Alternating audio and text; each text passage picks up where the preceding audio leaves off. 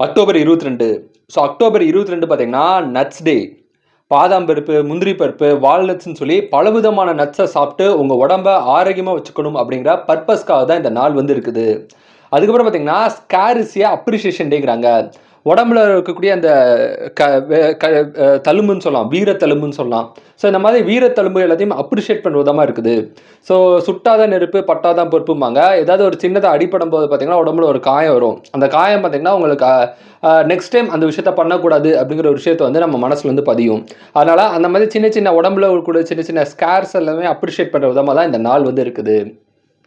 அதுமாதிரி இந்த நாள் பார்த்தீங்கன்னா இன்டர்நேஷ்னல் கேப்ஸ் லாக் டேங்கிறாங்க. இந்த சிஸ்டமில் கீபோர்டில் பார்த்தீங்கன்னா கேப்ஸ் லாக் இருக்கும். அந்த கேப்ஸ் லாக்காகவே இந்த நாள் வந்து வச்சுருக்காங்க. அதுமாதிரி இந்த நாள் பார்த்தீங்கன்னா ஸ்மார்ட் இஸ் எ கூல் டேங்கிறாங்க.